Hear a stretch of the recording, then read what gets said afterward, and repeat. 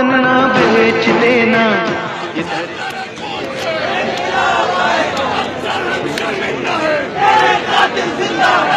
दी है वतन के वास्ते शहीदों के कफन ना बेच देना।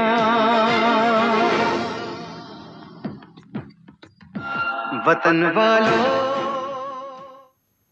नमस्कार, सुदर्शन न्यूज देख रहे हैं आप और मैं हूं आपके साथ स्वप्नेश दुबे। जी हां, वतन वालों, वतन मत बेच देना। देशद्रोह इस देश में इतना आसान हो गया है कि पाकिस्तान जिंदाबाद के नारे लगाइए, भारत के टुकड़े करने की मंशा जाहिर कीजिए और फिर भी बोलने की आजादी का तर्क देकर बचने की कोशिश कीजिए। देश यहां तोड़ने की बात हो रही है तो दूसरी तरफ राहुल गांधी और येचुरी साहब इसे इमरजेंसी से जोड़ रहे हैं। आज चर्चा इसी पर कि क्या देशद्रोह को खुला समर्थन नहीं है, लेकिन सबसे पहले इस रिपोर्ट पर नजर डालिए।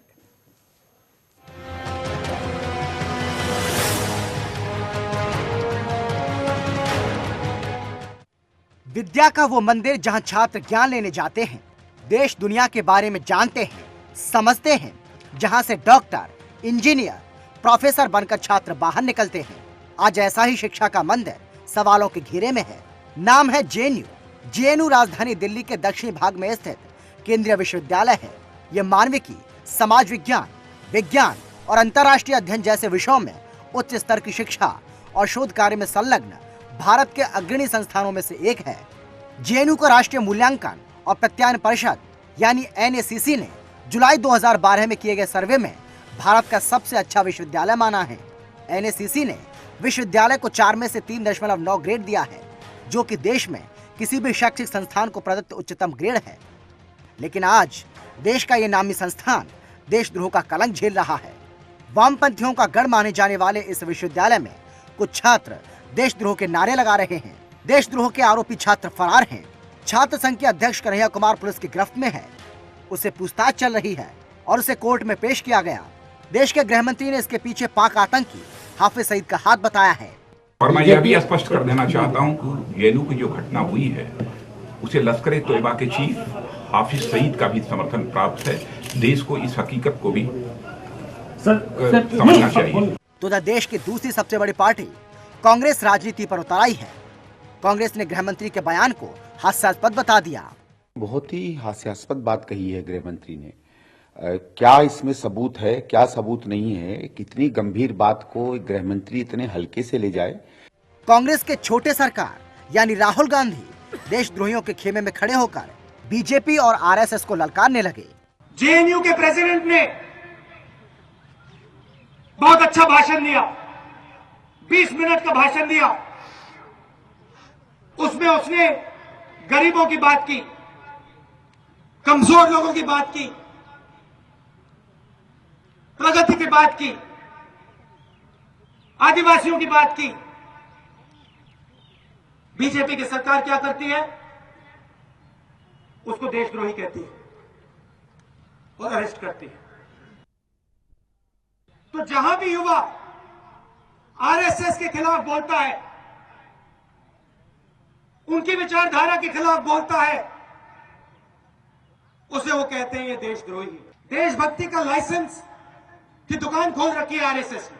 सिर्फ वो कह सकते हैं देशभक्त कौन है, देशद्रोही कौन है। मुझे इनकी लाइसेंस की कोई जरूरत नहीं है। देशभक्ति मेरे खून के अंदर है और मुझे इनकी कोई परमिशन की जरूरत नहीं है। कांग्रेस के ही नेता अपने सीनियर नेताओं की राह पर चलकर हाफिज सईद को जी कहने लगे। मैंने पूरी पत्रकार वार्ता में लगभग 20 बार अफजल गुरु का नाम लिया। स्लिप ऑफ टंग से अगर अफजल गुरु के आगे जी लग गया तो वो एक एरर था, वो एक गलती थी। अब जब कांग्रेसी आतंकी के आगे जी लगाएंगे तो बीजेपी तो बोलेगी ही। उन्होंने अफजल गुरु जी बोला तो कोई आश्चर्य की बात नहीं है। कांग्रेस के ही एक वरिष्ठ नेता ओसामा जी भी बोल चुके हैं।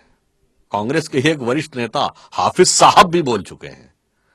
तो इसलिए जो सुरजेवाला जी बोल रहे हैं वो कांग्रेस की उसी परंपरा के अनुरूप बोल रहे हैं जिसमें शशि थरूर और मणिशंकर अय्यर अफजल गुरु के प्रति सहानुभूति दिखाते हैं। उधर देश के मुद्दों पर बेबाक राय रखने वाले योग गुरु बाबा रामदेव ने भी इसे देशद्रोह बताया है। जो लोग जेएनयू के अंदर देशद्रोह का ये घिनौना पाप कर रहे हैं, उनका साथ देने वाले भी बराबर के गुनहगार हैं। विश्वविद्यालय के मात्र छात्रों और अध्यापकों की इतनी हिम्मत नहीं हो सकती कि वो राष्ट्र की एकता, अखंडता, संप्रभुता को चुनौती दे सके। इनके पीछे जरूर कोई ना कोई बड़ी राष्ट्र विरोधी ताकतें मिलेंगी और उनकी तलाश जरूर करनी चाहिए।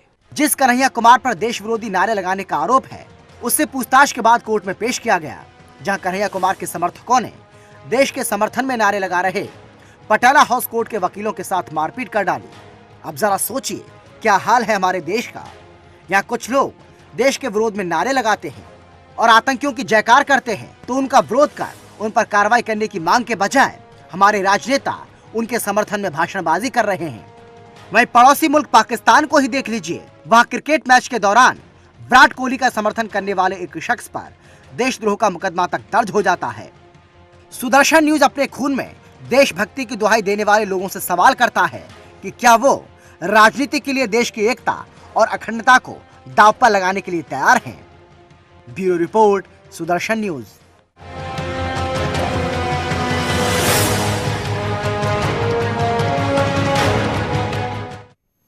तो साफ तौर से जेएनयू में देशद्रोह देखने को मिल रहा है और इस देशद्रोह को अगर कोई और भी बढ़ा रहा है तो राहुल गांधी और सीताराम येचुरी जैसे नेता लगातार बढ़ा रहे हैं। राहुल गांधी ने तो साफ तौर से अपना भाषण दे दिया, जिस तरह से रिपोर्ट में आपने उनको सुना। अमित शाह ने एक प्रेस कॉन्फ्रेंस की और साफ तौर से उन्होंने कहा कि राहुल गांधी और सोनिया गांधी अपने राष्ट्रवादीपन की जो उनकी डेफिनेशन है, जो व्याख्या है, उसको देश के सामने रखे। सुनिए क्या कुछ कहा अमित शाह ने। आप वोट बैंक की राजनीति के आड़ में देशद्रोही प्रवृत्तियों को शेल्टर करने तक पहुंच गए हैं। इसकी चिंता आपको है क्या? मैं भारतीय जनता पार्टी की ओर से मांग करता हूं कि इस पूरे मामले पर कांग्रेस पार्टी ने और कांग्रेस अध्यक्षा ने अपना रुख साफ करना चाहिए, क्योंकि देश की जनता जानना चाहती है कि अभिव्यक्ति की आजादी की कांग्रेस की व्याख्या क्या है, कि शहीदों के परिवारों के प्रति संवेदना है, देशद्रोहियों का साथ नहीं देना है। तो कांग्रेस अध्यक्षा ने और कांग्रेस के उपाध्यक्ष ने देश से तुरंत माफी मांगनी चाहिए। जेएनयू के कैंपस में राष्ट्र विरोधी नारे लगाए गए, भारतीय जनता पार्टी इसकी निंदा करती है। इस प्रकार की गतिविधि के बारे में भारतीय जनता पार्टी चिंता भी व्यक्त करती है। तक भारतीय जनता पार्टी का सवाल है, हम मानते हैं कि देश की जमीन पर, देश के किसी भी हिस्से पर इस तरह की देशद्रोही गतिविधियों को सहन नहीं करना चाहिए, न सहन किया जाएगा। तो ये अमित शाह का वर्जन है या बीजेपी का वर्जन है और जिस तरह से वीडियो निकलकर सामने आया, वीडियो भी आपको दिखा देते हैं ताकि आप खुद देख लें कि जेएनयू में किस तरह से देशद्रोह पनप रहा है, उसको पनपाया जा रहा है और इस तरह की राजनीतिक पार्टियां उनका समर्थन करती हैं। ये वीडियो देखिए।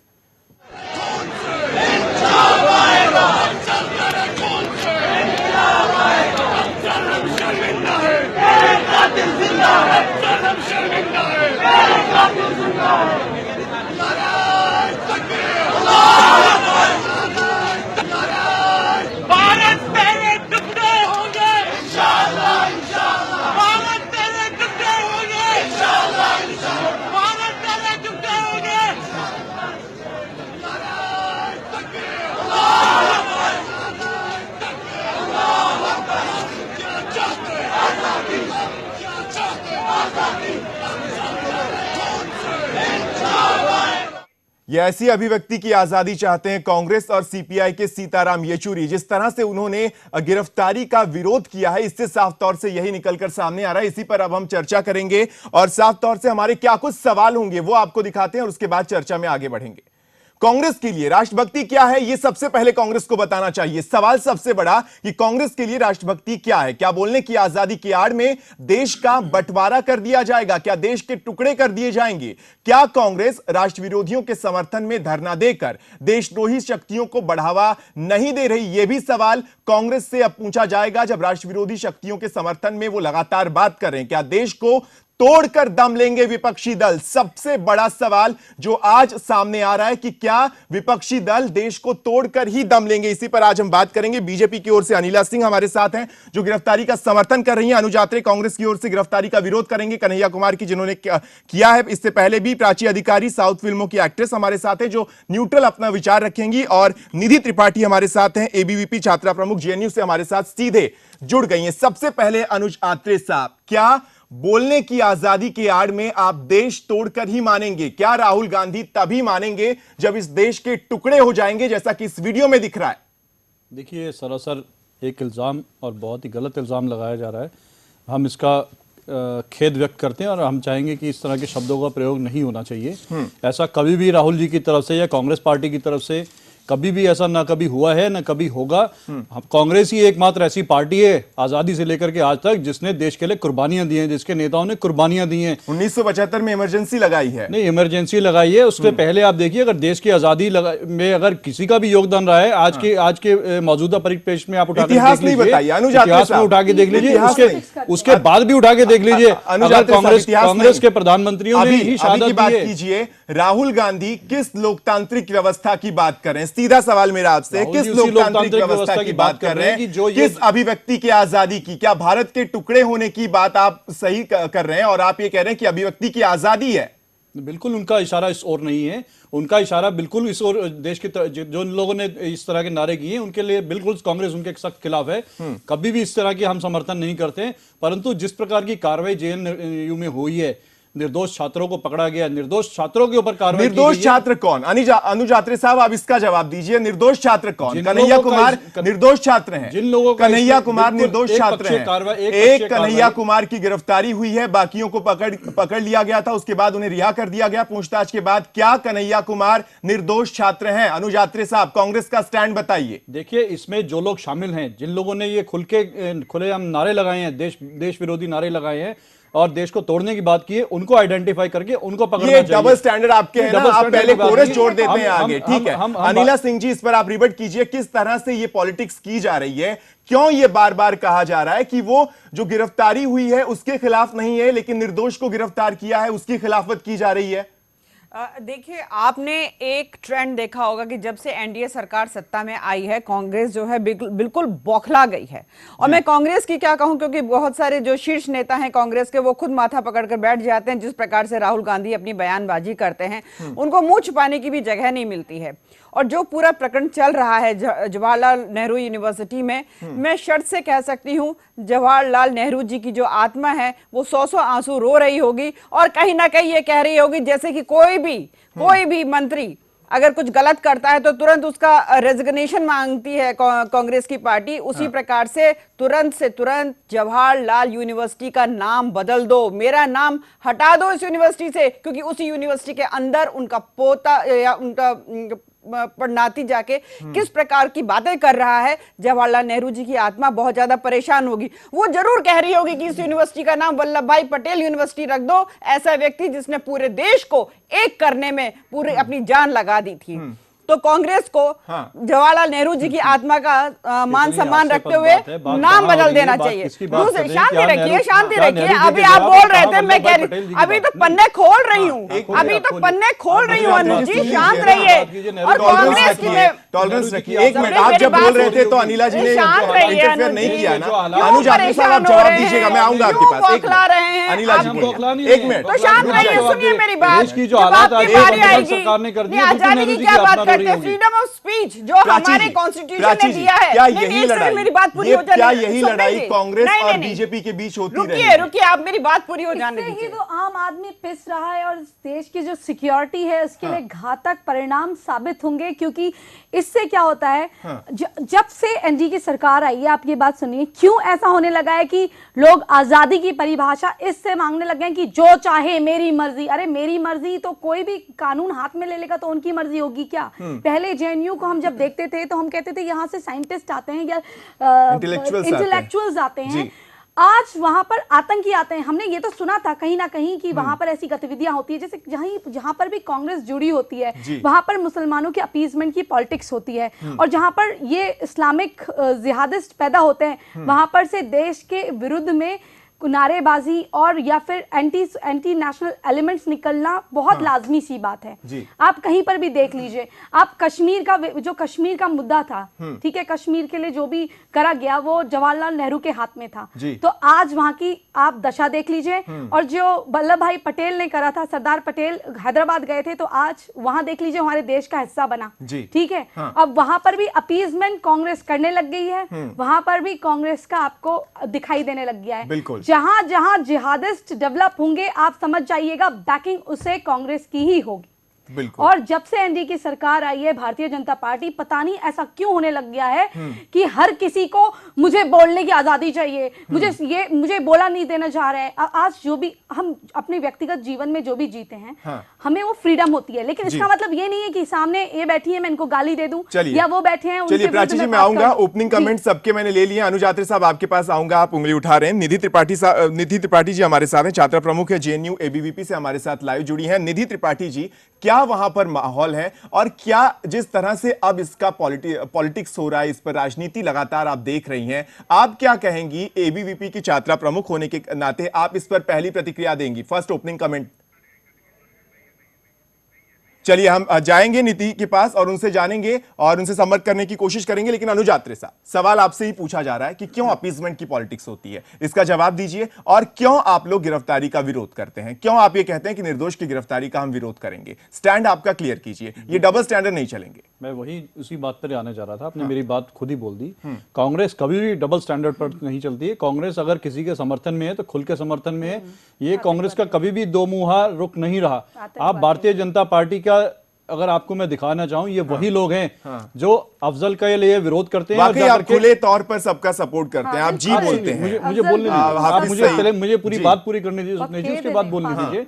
ये वही लोग हैं सत्ता के लालच में आकर के जम्मू कश्मीर में पीडीपी के साथ बैठ करके सरकार मिला लेते हैं, जो कि अफजल की नहीं, डेवलपमेंट के लिए अपना इनका अपना रुख चेंज हो जाता है कि हम अगर कुछ उनसे हाथ मिला रहे हैं तो हम विकास के लिए मिल रहे हैं। कांग्रेस अगर किसी का समर्थन कर रही है, कांग्रेस अगर निर्दोषों को बचाने के लिए कर रही है, तो आतंकियों का साथ दे रही है। आप ये बताइए, अफजल को शहीद बताने वाली पीडीपी की सरकार, पीडीपी की पार्टी के साथ आपको सरकार बनाने की क्या मजबूरी थी, जिनका आपने मौजूद है, उनसे आप जवाब दीजिएगा। हाँ, सवाल कश्मीर में पाकिस्तान के झंडे लहराए गए, हिंदुस्तान में गुलेल से मारते, उनसे कहा जाता है कि बंदूक मत पकड़ना, पत्थरबाजी होती है, वो गुलेल उनको सोनिया गांधी कहा करती थी कि गुलेल से मारिए, बंदूक मत हाथ में लीजिए, और वो मरते थे। इस तरह के बयान आपके सामने आए हैं। सोनिया जी ने जाकर के, सोनिया जी रक्षा मंत्री थी देश की, जो जाकर बोलेंगी, या आप स्टूडियो में बैठ करके देश के सामने जिम्मेदार बयान दीजिए। आपके पास कोई अनिला जी बीजेपी का पक्ष सोनिया जी ने बोला, आप बताएं ना, आप पर जो आरोप लग रहे हैं। क्वेश्चन आप हमसे करते हैं, हम नहीं कर रहे हैं, आपकी बात का मैं जवाब दे रहा हूं। आप कह रहे हैं सोनिया जी ने कहा, किसने कहा है? एकजुट हो जाना चाहिए पार्टी। इस समय तो आपको अपीजमेंट की पॉलिटिक्स ही नहीं करनी चाहिए। इस वक्त तो आपको देश के लिए बीजेपी के साथ खड़ा होना चाहिए, इसलिए नहीं कि बीजेपी एक पार्टी है। लेकिन प्राची जी वो एक साथ नहीं आएंगे ना, क्योंकि देश का भला चाहते हैं। भला नहीं चाहते। अनिला जी आप जवाब दीजिए, क्योंकि अनुज आत्रे साहब सीधा आरोप लगा रहे हैं कि जब पीडीपी के साथ आप सरकार बनाते हैं। एक मिनट प्राची जी, एक मिनट में आऊंगा आपके पास। जिहादिस्ट का साथ देती थी। बिल्कुल अनिला जी, आप पर आरोप लग रहा है कि जब आप पीडीपी के साथ सरकार बनाती हैं, तब आप भूल जाते हैं कि अफजल गुरु को लेकर पीडीपी की क्या मांग है। आप सत्ता के लिए वहां पर सरकार बना लेती हैं, लेकिन जब बात जेएनयू की आती है तब आप लोग आक्रोश करते हैं। कांग्रेस ये आरोप लगा रहा है, जवाब दीजिए। देखिए, आप अगर पीडीपी की बात करते हैं तो जब भारतीय जनता पार्टी के साथ उसका गठबंधन था, तो पीडीपी किसी भी हाल में कोई भी ऐसा कदम नहीं उठा सकती थी, और ना उठाया उसने कि जो राष्ट्र विरोधी हो। दूसरी बात, कांग्रेस जो है वो कैसी बातें करती है। अगर हम जवाहरलाल नेहरू जी से भी शुरुआत कर देते हैं, तो कैसे जवाहरलाल नेहरू जी ने एक एक करके हमारे देश के अंगों को अलग कराया। हम तिब्बत भी देख लेते हैं और कश्मीर भी देख लेते हैं। आप जो इंदिरा गांधी जी लाहौर पैक्ट करके आई थी, वो लाहौर पैक्ट नहीं, लाहौर कॉन्स्पिरेसी थी। हाँ, राजीव गांधी जी को देख लीजिए, उन्होंने क्या हश्र किया साउथ का, वो सब जानते हैं। तो एक के बाद, और सोनिया गांधी जी जो बाटला हाउस के लिए 10-10 आंसू रोए हैं, इनके बेटे जी हैं जो अफजल गुरु के फेवर में जाके वहां पे बयानबाजी कर रहे हैं। इनके जो स्पोक्स पर्सन है, प्रवक्ता है, वो अफजल गुरु जी कह रहे हैं। बिल्कुल। राहुल बिमल्ला का जो अभी मामला हुआ था, वो वहां पर मेनन का वो बना के बैठा हुआ था, याकूब मेनन का। मैं हैदराबाद से हूं, मुझे वहां फोन आते थे कि यहाँ पर ऐसा हो रहा है। लेकिन आप ये सोचिए, वहां पर उस लड़के को इन्होंने शेड्यूल कास्ट दिखा दिया, जबकि वो सिर्फ नॉर्मल ओबीसी था। और वो भी कुछ ऐसा बहुत बड़ी बात नहीं है, वहां पर ऐसा नॉर्मल है। ठीक है, आपके लिए एक छात्र सुसाइड करता है, आप लोगों के लिए नॉर्मल बात है। कोई हमने अंदर की बात, हमें पता है अंदर की बात है कि उसे कि कोई एक नॉर्मल सी बात है। किसने करवाया सुसाइड? वो भी आप ही के लोग, वो भी आप ही के लोग, वो भी आप ही के लोग। बिल्कुल, जो कांग्रेस के समर्थक दोष मारा जाएगा वो हमारा, हम उसका साथ देंगे। जो देश विरोधी काम करेगा वो कांग्रेस के साथ होगा। ये बताइए कौन सा? ये जो नारे लगाने वाले, ये नारे लगाने वाले, नहीं अनुज अत्रे साहब, ये नारे लगाने वाले भारत तेरे टुकड़े होंगे इंशाअल्लाह जो किया जा रहा है। अनुज अत्रे साहब, ये आपके अपने हैं। अनुज अत्रे साहब, क्या ये आपके अपने हैं? अनुज अत्रे साहब, कार्रवाई करनी चाहिए सरकार को। तो ये आप दोहरे मापदंड क्यों अपना रहे? क्यों आप वहां पर जाते हैं? राहुल गांधी वहां पर क्यों जाते हैं? राहुल गांधी वहां पर जाकर क्यों कहते हैं कि निर्दोष की गिरफ्तारी हुई है? कन्हैया कुमार क्या निर्दोष है? सबसे पहले अनुज अत्रे साहब, कन्हैया कुमार क्या निर्दोष है? इस पर आप क्लियर कीजिए अपना स्टैंड। प्रधानमंत्री जी अपनाते हैं जो बिरयानी खाने लाहौर पहुंच जाते हैं। बिरयानी का इतिहास है, बिरयानी का लंबा इतिहास है। मणिशंकर अय्यर से लेकर बिरयानी का लंबा इतिहास है। उस पर जाएंगे ना तो हम बहस से हट जाएंगे। अनुज अत्रे साहब, उस पर जाएंगे ना तो हम बहस से हट जाएंगे। हमारे थोड़ी ना, आपके भी तो हैं। इसका मतलब आप क्या देश का अंग नहीं है? नहीं, इसका मतलब आप भी देश विरोधी हैं। इसी का तो सपोर्ट है ना अनुज अत्रे साहब? बिल्कुल, वो देश के हैं, पर उनको देश को एकजुट लेकर के चलना चाहिए, जिसमें वो बिल्कुल कामयाब नहीं हो प्रधानमंत्री पा जी रहे हैं। बेचारे क्या कर सकते हैं? आप यहाँ पर लड़ाई करेंगे या हम यहाँ पर लड़ाई करेंगे तो प्रधानमंत्री जी क्या कर सकते हैं? तो व्यक्तिगत राय होगी आपकी। ये व्यक्तिगत राय नहीं होगी, ये कश्मीर से चिंगारी चली है जो पीडीपी की सरकार चली है, उसके नतीजे यहाँ पे आकर के जो जेएनयू में कश्मीरी लड़कों ने आकर के वहाँ पे किया है। अगर आप ये पता लगाएंगे, कश्मीर के एबीवीपी के लोगों ने आकर के किया है। राजनीति का ज्ञान आपको होगा। प्रधानमंत्री पूरे देश के लिए होता है। भारतीय जनता पार्टी के जो राष्ट्रीय अध्यक्ष अमित शाह जी, उन्होंने भारतीय जनता पार्टी का क्या रुख है इस पूरे प्रकरण के लिए उन्होंने बिल्कुल क्लियर कर दिया, स्पष्ट कर दिया है। ठीक है, तो आप प्रधानमंत्री जी को तो बीच में ना लाएं। आप नहीं, सुनिए, प्रधानमंत्री भारतवर्ष के हैं। अगर आपको कुछ कहना है उनको व्यक्तिगत रूप से, तो आप उनका नाम ले सकते हैं। बीजेपी की बात करनी है तो आप अमित शाह जी की बात करिए। आपको बीजेपी की बात करनी है, एनडीए की बात करनी है, राजनाथ सिंह जी का नाम लीजिए। और फिर मैं बताऊंगी कि आपके टाइम के जो गृह मंत्री हैं रहे हैं शिंदे साहब, उन्होंने क्या क्या। चलिए ये हम जानेंगे और ब्रेक के उस पड़ेगा। एक मिनट प्राची जी, ब्रेक के बाद में आऊंगा आप तीनों के पास, लेकिन कांग्रेस के राष्ट्रवाद की परिभाषा क्या है जानेंगे एक छोटे से ब्रेक के बाद। आप देखते रहिए जेएनयू में देशद्रोह। वतन ना बेच देना,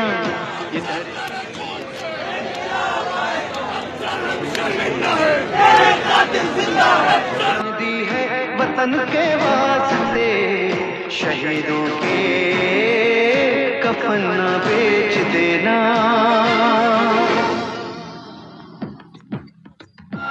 वतन वालों वतन ना बेच देना।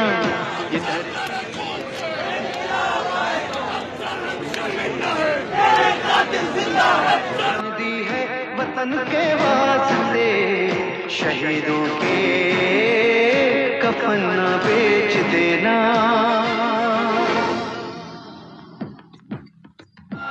वतन वालों। ब्रेक के बाद स्वागत है आपका। लगातार चर्चा जारी है कि जेएनयू में किस तरह से देशद्रोह पनप रहा है और उसको पनपाने वाला कोई और नहीं बल्कि राहुल गांधी और सीताराम येचुरी जैसे वो नेता हैं जिन्होंने लगातार वहां पर पहुंचकर उनका समर्थन किया और गिरफ्तारी का विरोध किया, पुलिस पर भी सवाल खड़े किए। तीनों में खास मेहमान मेरे साथ लगातार जुड़े हुए हैं। अनुज अत्रे साहब, सवाल सीधा है, आपके राष्ट्रवाद की परिभाषा बता दीजिए। जिस तरह से अमित शाह ने आज ब्लॉग में लिखा है कि कांग्रेस ये बताए कि उनके राष्ट्रवाद की परिभाषा क्या है। क्या राष्ट्रवादी शक्तियों का विरोध करना और राष्ट्र के विरोध में जो शक्तियां हैं उनका समर्थन करना उनके राष्ट्रवाद की परिभाषा है? तो ये भी वो सामने रखें। देखिए, कांग्रेस को भारतीय जनता पार्टी से राष्ट्रवाद की परिभाषा सीखने की या उनको बताने की जरूरत नहीं है। भारतीय जनता पार्टी उस समय अस्तित्व में भी नहीं आई थी जब कांग्रेस की पार्टी ने देश की आजादी के लिए लड़ाई लड़ी थी। इतिहास गवाह है। नहीं थी, एक संगठन था। नहीं, संगठन था, पार्टी थी, बिल्कुल पार्टी जी और नहीं, संगठन एक ही संगठन बात था होती जो है। देश को साथ लेके चलता था। बिल्कुल बिल्कुल, उसके बाद पार्टी थी, उसके बाद भी हमारे नेताओं ने शहादत दी है, हमारे पूर्व प्रधानमंत्रियों ने शहादत दी यही है तो देश फर्क की। है शहादत और बलिदान में। ठीक है। अपीजमेंट ढूंढते हैं आप, हर वर्ड में भी अपीजमेंट। आप या तो बोल लीजिए पहले, उसके बाद मैं बोल लूंगा, आप बीच में बोल लीजिए। आपकी नहीं, आप बताइए, आप बताइए। अनुज यात्री साहब, डिबेट में काउंटर तो होगा ना, आप अगर कुछ मेरी कुछ बात बोलेंगे यही तो बात है ना, काउंटर नहीं इनको होगा क्या? प्लीज करिए तो सब ठीक है कांग्रेस को, और जो ना प्लीज कर पाए तो वो विरोधी हो गया। राष्ट्रवाद की वो आप बताइए अपनी डेफिनेशन। राष्ट्रवाद की बिल्कुल हम डेफिनेशन बताना चाहेंगे, कोई बताने की कोई आवश्यकता इसमें आज देश जानता है कि कौन पार्टी राष्ट्रवादी है और कौन पार्टी राष्ट्रवादी होने का। अनिला जी, फिर अमित शाह क्यों पूछ रहे हैं? कौन सी पार्टी ढोंग करती है अनिला राष्ट्रवाद जी, का? अमित शाह राष्ट्रवाद का जो है कि राष्ट्रवाद नकाब की अपने चेहरे पे डेफिनेशन ढोंग जो कांग्रेस रचाती है, बताए। कौन सी पार्टी अनिला है? जी, देश तो की सवाल ही जनता के गलत हो साथ गया। जो लोग पाकिस्तान का विरोध करते हैं, वही लोग बिन बुलाए पाकिस्तान में जाके राष्ट्र- बिरयानी खाने पहुंचते हैं, वो लोगों से राष्ट्रवाद चलिए की पूछने की उनको जरूरत नहीं है। मैं आपको बता देती हूँ कि क्या परिभाषा होती है। देखिए, वो इसलिए कह रहे हैं कि कांग्रेस जो आज प्रेजेंट डे, आज की जो कांग्रेस है, उसको राष्ट्रवाद की परिभाषा जान लेनी चाहिए, या मैं कहूंगी इतिहास के पन्ने पलट ले, अपनी ही पार्टी के जो सीनियर्स रहे हैं जब हमारा देश आजाद हुआ या उससे पहले के, उनसे ही सीख ले कि उन्होंने राष्ट्रवाद की क्या परिभाषा दी थी। मैं ये नहीं, पूरी कांग्रेस को नहीं दोष देती हूँ। इसी कांग्रेस में महात्मा गांधी थे, इसी कांग्रेस में वल्लभ भाई पटेल जी थे, महान महान नेता हुए हैं। तो कांग्रेस को मैं नहीं दोष दूंगी, परंतु जो आज की कांग्रेस, शांत रहिए, शांत रहिए, शांत रहिए, परेशान मत होइए, परंतु आज की जो कांग्रेस हो गई है वो बड़ी कॉकटेल हो गई है। कॉकटेल इसलिए हो गई है क्योंकि इनको यही नहीं पता इनकी खुद की आइडेंटिटी क्या है। आइडेंटिटी जानेंगे कैसे? क्योंकि इनके परिवार में कोई इटली से आ रहा है, कोई कहीं से आ रहा है, तो इनके अंदर आइडेंटिटी क्राइसिस है। आइडेंटिटी क्राइसिस होने, जो इनके हेड है, जो उनके हेड है वो कहीं और से आ रहे हैं, तो इनके अंदर इनको पार्टी को पता ही नहीं है कौन सी आइडियोलॉजी को हमको फॉलो करना है। तो आज ये एक कांग्रेस पार्टी ने कंफ्यूज पार्टी है। ये सीपी मतलब कहा जाए तो कांग्रेस जो है एक कंफ्यूज पार्टी है, इनका दोष नहीं है। और आज बिल्कुल आज इनके जो प्रवक्ता लोग हैं, ये खुद ही इनको समझ में नहीं आता कि किस प्रकार से हम अपनी पार्टी को अनुज यात्री साहब और अनिला जी, आपने इतिहास दिखा दिया, किसी ने बीजेपी का इतिहास, किसी ने कांग्रेस का इतिहास। ये बताइए ना कि जो इन छात्रों को सही ठहराकर राहुल गांधी किस लोकतांत्रिक व्यवस्था की वकालत कर रहे हैं? अनुज यात्री साहब, इसका जवाब दीजिए। अभिव्यक्ति है, इसे वो बोलने की अभिव्यक्ति कहते हैं। और वो हैदराबाद पहुंचते हैं, केजरीवाल का भी आप देख लीजिए। यहाँ जो मर गए डॉक्टर साहब, वो भी ओबीसी से थे, उनकी उन्होंने खोज खबर नहीं ली। यहाँ ठंड से मर गए, कंबल नहीं थे, उनकी खोज खबर नहीं ली। लेकिन वो कहते हैं कि मुझे देश की राजनीति में नहीं, दिल्ली की राजनीति करनी है, लेकिन उसके बावजूद भी वो हैदराबाद पहुंच जाते हैं। तो सोचिए ये वही हाल हो गया। तो आपके पुराने समर्थक है अनुज यात्री साहब, आपको तो जवाब देना ही चाहिए। पहले से आपके सहयोगी है, 49 दिन की सरकार उनके साथ आपने चलाई है, तो थोड़े विचार तो कांग्रेस के इधर उधर हो जाएंगे। लेकिन सवाल मुद्दों के आधार पर समर्थन दिया था। सवाल ये है दूर तक का कि राहुल गांधी किस लोकतांत्रिक व्यवस्था की वकालत करते हैं जब वो इन छात्रों का समर्थन करते हैं? इस देश को ये बता दीजिए। बिल्कुल राहुल जी समर्थन करते हैं, कांग्रेस पार्टी बिल्कुल समर्थन करेगी। अगर जब ये भारतीय जनता पार्टी, आप बोलने दीजिए मुझे, बीच में मत बोलिए पूरी बात। वहां जाके कहते हैं कि राहुल, पहले मुझे मेरी बात पूरी कंप्लीट करने दीजिए, उसके बाद बोलिएगा। पहले उन्हें बोलेंगे, आपकी बात समझ में आएगी, मुझे बोलने दीजिए, उसके बाद आपको समझ मिलेगा तब बोलिएगा। कांग्रेस पार्टी, राहुल गांधी जी हर उस निर्दोष छात्र के साथ हमेशा खड़ी रहेंगी जब ये भारतीय जनता पार्टी नीच सरकार जो है दमन करेगी, अत्याचार करेगी। कैसा दमन? अनुज यात्री साहब, किस बात का दमन? आप लोगों किस बात का दमन? नहीं, एक मिनट प्राची जी, एक मिनट। अनुज यात्री साहब, सीधा सवाल, किस बात का दमन? किसका दमन? आप अगर जो दोषी लोग हैं, आप मुझे बोलने दीजिए, उसके बाद बोलिए। मेरे को बोलने दीजिए, पहले आप मुझे बोलने दीजिए। दमन हुआ था, अभी कोई दमन नहीं हुआ। आप 1975 की बात नहीं कीजिए, 2016 की बात कीजिए। आप 2016 की बात कीजिए, अभी आज हम 2016 की बात करने बैठे हैं। अगर 1975 की बात करनी है तो उसी की बात कर लेते हैं सारी। आप बताइए स्वप्नेश जी, हमें किस विषय में बात करनी है? आज बताइए, इमरजेंसी में बात करनी है या जेएनयू में इमरजेंसी लगी है उसके ऊपर बात करनी है? हमें किस विषय में बात करनी है? अनुज यात्री साहब, आज आप दमन की व्याख्या बता दीजिए। राहुल गांधी ने कहा कि जो लोग दमन करते हैं वो लोकतंत्र के विरोध में है। तो 1975 में क्या हुआ था?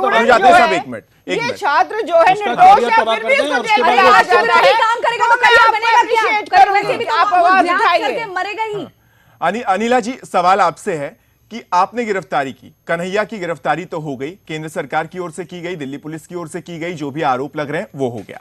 लेकिन सवाल यह है कि जो बाकी के 10 लोग हैं उन्हें अब तक गिरफ्तार क्यों नहीं किया गया? उमर, समर, रियाज, रुबीना, अनिर्बन, अन्वेषा, अंजलि, अस्वाति, भावना और कोमल, ये वो तमाम आरोपी हैं जिन पर आरोप लगे हैं, जो वीडियो में दिखाई देते हैं इस तरह के नारे लगाते हुए। उनको अब तक गिरफ्तार क्यों नहीं किया गया? क्यों ये सिलेक्टिव प्रोसेस हो रहा है? ये भी सवाल खड़ा हो रहा है अब दिल्ली पुलिस पर। देखिए सुनील जी, मैं आप फिर से वही कहूंगी कि आपने नाम गिना दिए जी, क्या आप ये दोष लगाएंगे कि पुलिस हाथ पे हाथ रखकर बैठी हुई है, अपना कार्य नहीं कर रही है? बिल्कुल नहीं। पुलिस जो है, जब मीडिया में हर चीज आ गई है कि कौन वहां पे दिखाई दे रहा था, कौन नहीं दिखाई दे रहा था, कौन क्या बोल रहा था, सब कुछ है, वीडियो में है, रिकॉर्डेड है, ठीक है। चाहे वो सोशल मीडिया हो, चाहे इलेक्ट्रॉनिक मीडिया हो, चाहे वो प्रिंट मीडिया हो, हर चीज सामने आ चुकी है। तो आप ये तो बिल्कुल प्रश्न चिन्ह ना लगाएं कि कुछ कार्य हो रहा है कि नहीं हो रहा है इन छात्रों की गिरफ्तारी में। तो जैसे मैंने पहले भी कहा, मैं अनुज जी से भी मैंने ये बात कही थी कि देखिए, जो गिरफ्तार हो रहा है, नहीं हो रहा है, जो हो रहा है वो एक प्रशासन अपना कार्य कर रहा है, उसको आप शांत रहिए अनुज जी, शांत रहिए का कार्य हो रहा है। जिस प्रकार से आपने आपकी सरकार के टाइम पे दिल्ली जो है पूरा एक बलात्कार रेप कैपिटल हो गई थी। आप मुझे निर्भया कांड आपके उसमें जो 17 साल का आरोपी था, किसने कहा, किसने उसकी तो जब जांच हुई थी तो उसकी जो मेंटल एज थी वो कहा गया था कि 35 है, लेकिन उसका जो वो सर्टिफिकेट एज था वो 17.5 था। वो rare of the rarest crime था, उसमें उसको बचाया गया। क्यों? क्योंकि वो दूसरी जमात से आता था। अगर आप ऐसे ही इक्वल करेंगे ना तो एक का आरोप दूसरे पर लगेगा, मुद्दे से भटक जाएंगे, है ना।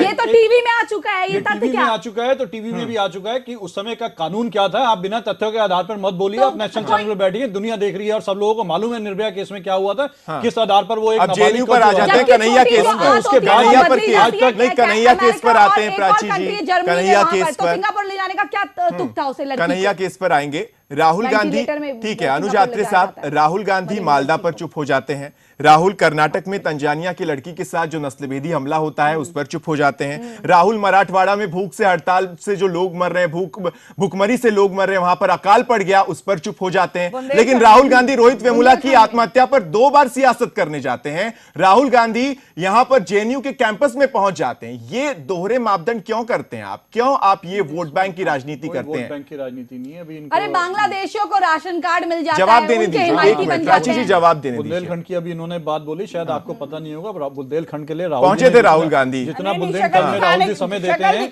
और बुंदेलखंड के लिए फोटो खिंचवाने के लिए आपको शायद आपकी जानकारी नहीं होगा। खूब जानकारी है जी, उत्तर प्रदेश में राहुल गांधी आएंगे और हमें पता नहीं चलेगा।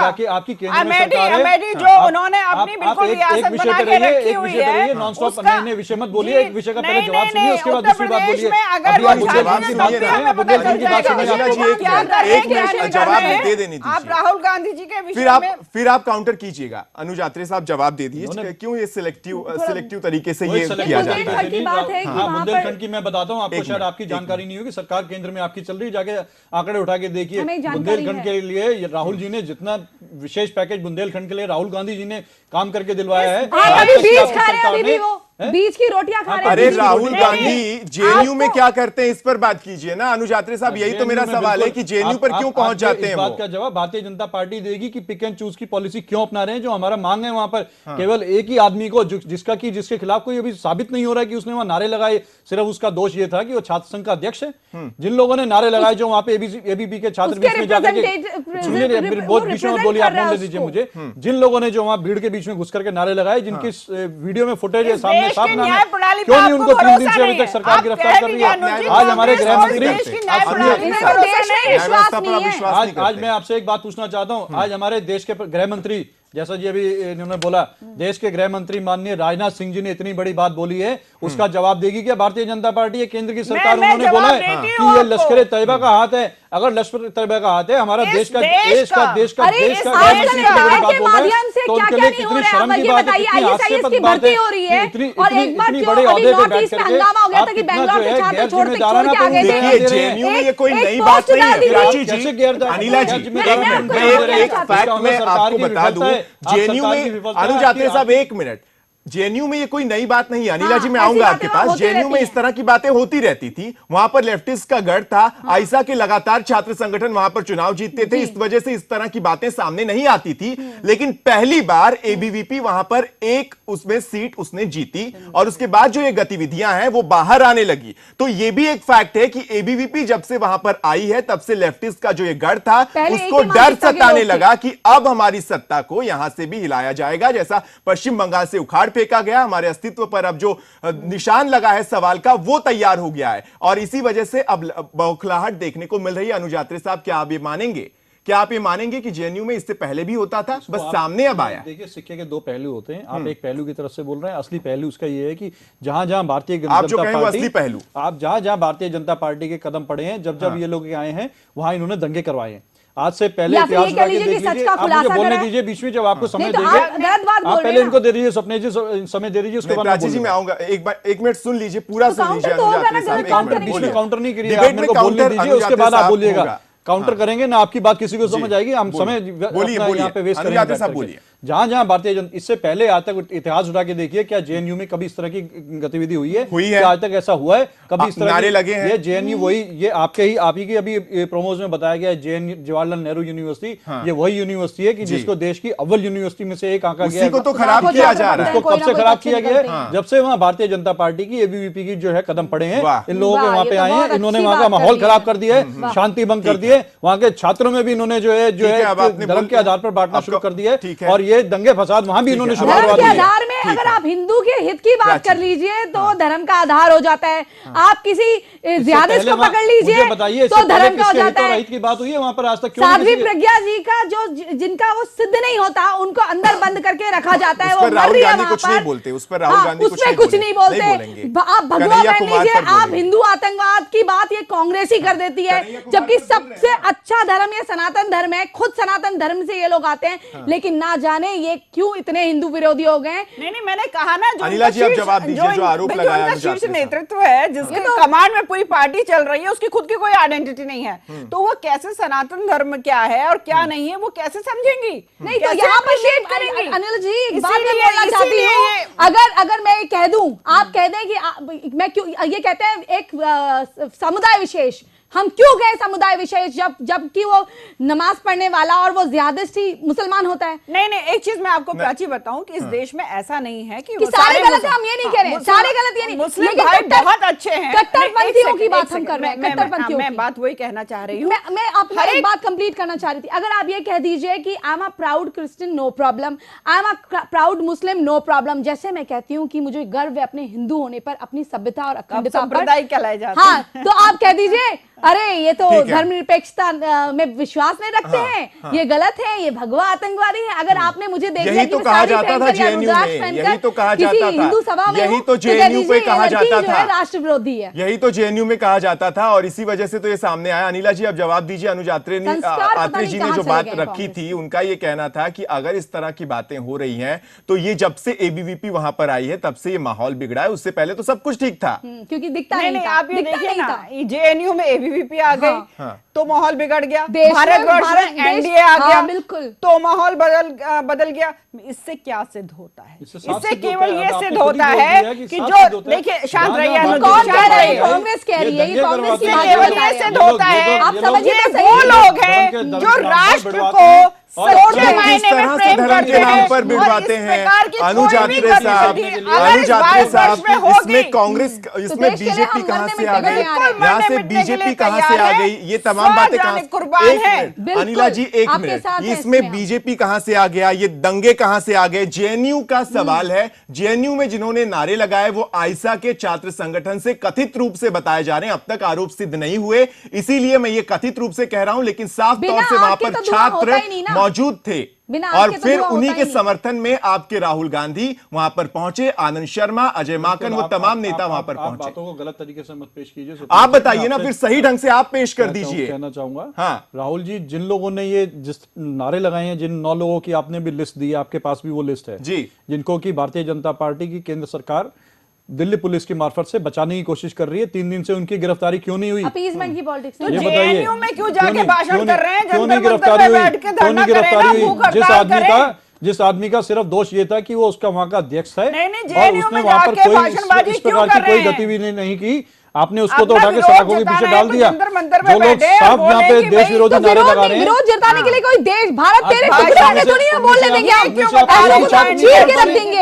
देश के विरुद्ध बात करेंगे तो इनको तो हम सहेंगे नहीं। 9 लोगों के ऊपर कार्रवाई होनी चाहिए, उनमें से एक को भी नहीं आप गिरफ्तार कर पा रहे, ये क्या दर्शाता है? ये बताइए। पुलिस जांच कर रही है, अनुजात्री साहब पूछताछ कितना अच्छा इनका पैमाना है जांच का, कि जिन लोगों को बचाना है उनके खिलाफ जांच चल रही है, जिन लोगों को नहीं, जिसका कोई वहां पे लेना देना नहीं था था, ठीक है, सिर्फ एक कन्हैया की वीडियो रिकॉर्डिंग हो रखी है, अनुसार आप ऐसी बात कहेंगे तो साफ जतलाता है कि बिना प्रूफ के अंदर नहीं किया गया। जिन लोग 9 लोगों के खिलाफ प्रूफ है, उन लोगों को क्यों नहीं गिरफ्तार किया गया, उसका क्या जवाब है, अब ये बता दीजिए आप। उसमें से एक भी आदमी नहीं अभी तक गिरफ्तार कर मैं यही तो कह रही हूं, बचाया जा रहा है उनको, जिन लोगों ने राष्ट्रविरोधी नारे लगाए हैं उनके लिए आपकी बेचैनी क्यों है? किसके इशारे पे बचाया जा रहा है? देश आप लोगों ने बेचा है, अब हम इसे बेचने नहीं देंगे। ना ही हम ऐसी नर्सरी को, आपको इस तरह के ना ही हम ऐसी नर्सरी को नर्चर होने देंगे जहां पर इस प्रकार के राष्ट्र विरोधी लोग जो हैं, अब ये एनजीओ को फंड आने बंद हो गए। इनके राष्ट्र विरोधी जो एनजीओ चलते थे, जिनसे फंड आते थे, फॉर ये जो ऑर्गेनाइजेशन थी, इनको आना बंद हो गया है, इनकी जांचें हो रही हैं।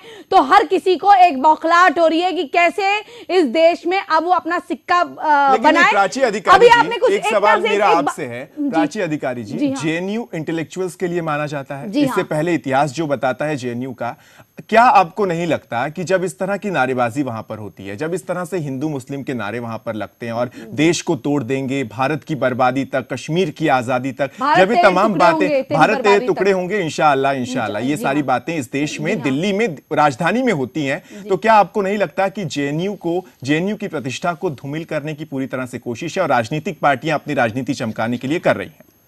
जी, मैं सबसे पहले एक बात कहना चाहूंगी, अगर यही काम अगर किसी अमेरिकन कंट्री में हुआ था, अमेरिका में हुआ होता या किसी वेस्टर्न कंट्री में हुआ होता तो तुरंत उसकी मान्यता रद्द कर दी जाती, क्योंकि सबसे पहले देश है और देश के अलावा कुछ भी नहीं जी।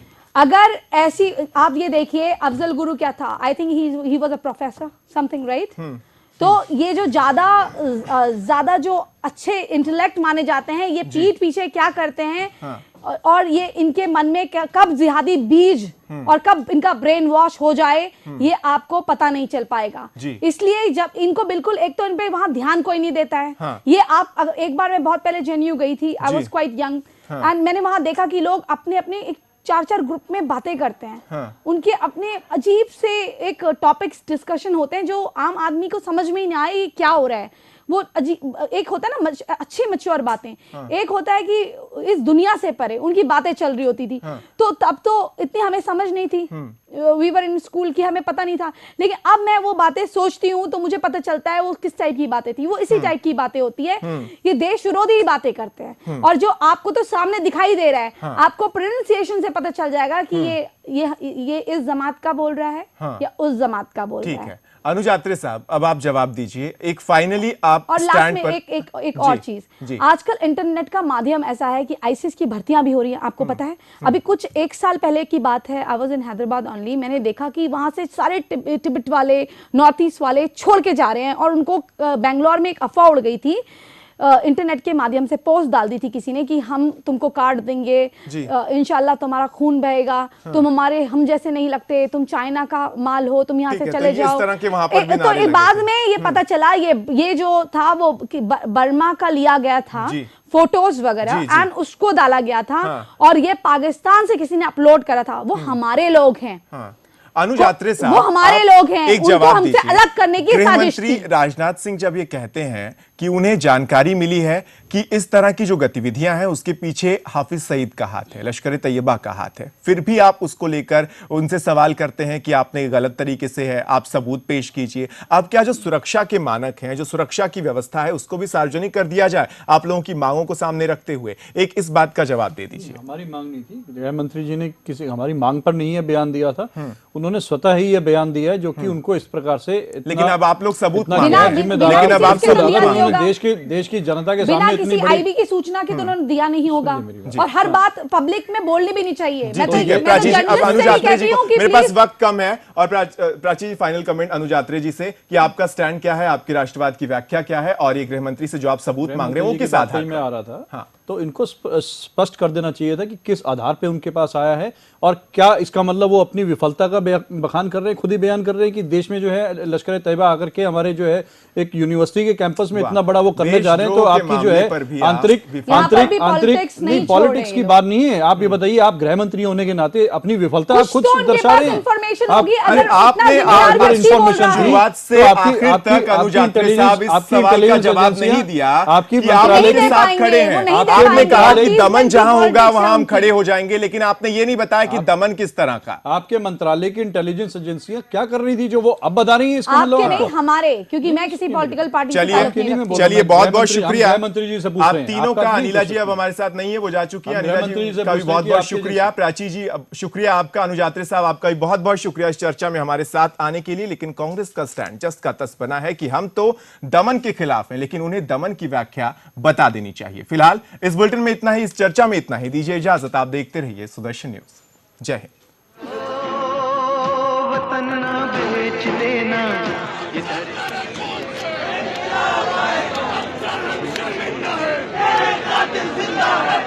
दी है वतन के वास्ते, शहीदों के कफन ना बेच देना।